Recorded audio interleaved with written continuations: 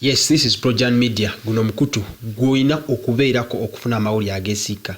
We don't make stories for fun. Tuba n'obujulizi. We be with evidence. Tetuveene creating a story. Fe ekibaawo kye tukuleetera kuba ffe twewaayo kubanga tukuweereza. Team Oman, Team Dubai, Team Saudi Arabia, Team Jordan, Team UK, bonna mwebale nnyo okwekumya Projan Media. Amawulire mu Uganda tegaggwaawo. Mu Uganda tusiba tukola amawulire naddala abaserebu baffe tebagwa ku kamera buli kadakiika baba balina eggulire lyebakozeewo.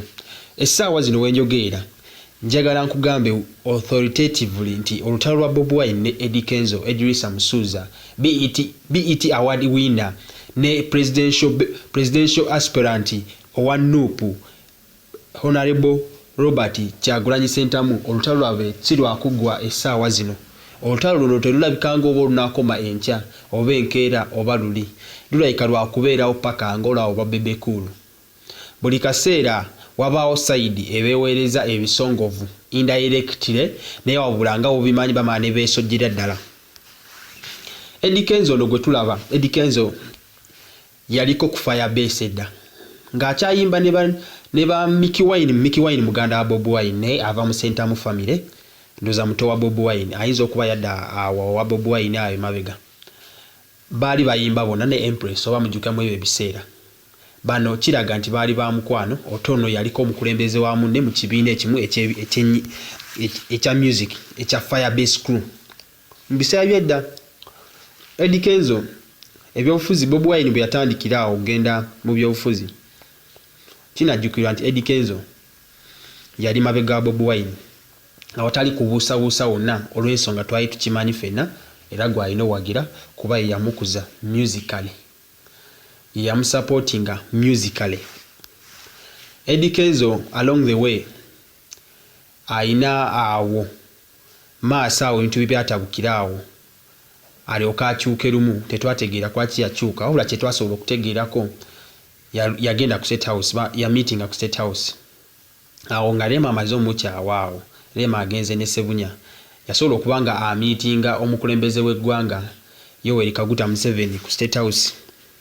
Era ebyo byonna byagenda mu meeting sijja kulimba nti mbimanyi sina kye manyiko wabula sina kye nawulira kuba saaliyo. Wabula ekyavaayo mu meeting ffenna kye twasobola okulabako n'amaaso gaffe fe abanamawulire naawe gwagobera Projan Media yali emmotoka eya V8 eya white eyaweebwa Eddie Kenzo oluvannyuma lw'okugenda mu State House. Bantu bangi abagenze mu State House bonna tebavuddeeyo ngalo nsa. Bonna basobola okuba nga balina ke bavuddeyoko nako okuva mu State House. Buli agenda mu State House afunayo. Twala Ronald Mayinja naye eyali ewa People Power yakyalako mu State House olulimi lwakyukirawo. Kiba kitegeeza ki?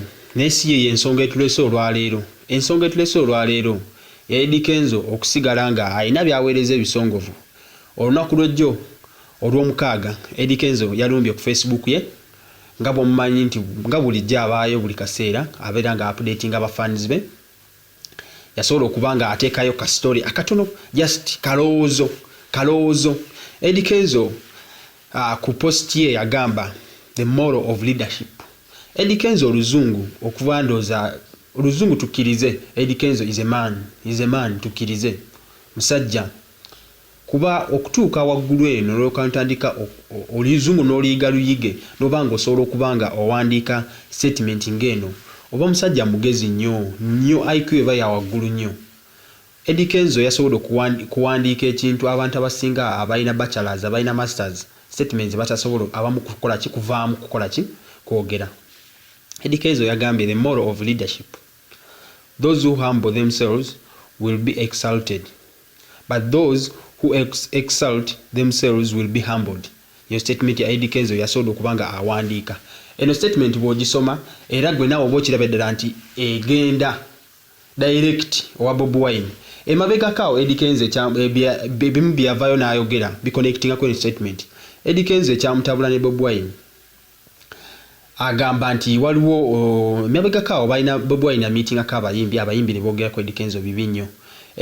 Eddie Kenzo nasobola okubanga akontactinga Bob Wine ku WhatsApp wabula Bob Wine ya mubulutikinganga gwe nawe ali Projan Media nawe nkimanyi ka bulutik kakunyiza nganze bwe kanyiza noweeza muntu passage ya message ku WhatsApp nasobola okubanga just akalaba nasirika ekyo tekiina ku mwene ensigwe kitaluma gwe kibanga tekikuluma okubulutikinga ku WhatsApp commenting online nti nze okumbulutikinga tekinnuma wabula Eddie Kenzo yagamba nti namuweereza ne ka voice note ng'agezako okwennyonnyolako bamitinge ne Bob Wine ensonga bazisortinge Bob Wine yamubulutikinga okulaga nti akantu akawulidde ka voice note naye talina kyayagala ku Eddie Kenzo okuvolo Eddie Kenzo ajja making a statement ezikona Bob Wine aveeyo ayogere ekikwatagana Eddie Kenzo ne Bob Wine ngabo ayina enjogera ye ebitayina makulu tabiwa makulu yensonga esaawa zino eriwo ayiginowaliza Eddie Kenzo ebbanga ddene ale Eddie Kenzo nalabika si wakulekeraawo bulijoko mu iginowalinga agenda kujja akone emirundi gyonna era tusuubire maaso awo statement yonna gy'anaaba akola oba bw'anaaba ayogedde ekintu kyonna tugenda kuba tukikuleetera wano emabegakaawo kinajjukirwa nti Eddie Kenzo yafuulibwa ambassador wa tourism mu Uganda okuva olwo Eddie Kenzo ajja ayogera ebintu bingi nnyo ku social media ne mabegakaawo yayogera ku primaries abasinga sinze ne mmubuuza ebibuuzo nti primaries za NRM zikwataganira wane n'omulimu gwe nga ambassador wa tourism gwatana subscribinga sagala bigenda mu atana subscribing esaawa zino ng'oli mupya naawe subscribing esaawa zino awo Projan Media akapesa ka subscribe kali awo wansi team Oman team Dubai Kakinina na Kandi Farida balala bangi nnyo Shifra na Kiganda we bale nnyo kwekumbira Projan Media n'abalala Oman Qatar Jordan ebitundu bya bawalabu byonna mwena mwagala nnyo Projan Media ate naffe tusiima tuwende ozayo ku nsonga za Eddie Kenzo tweyanziza nnyo tweyanzeegi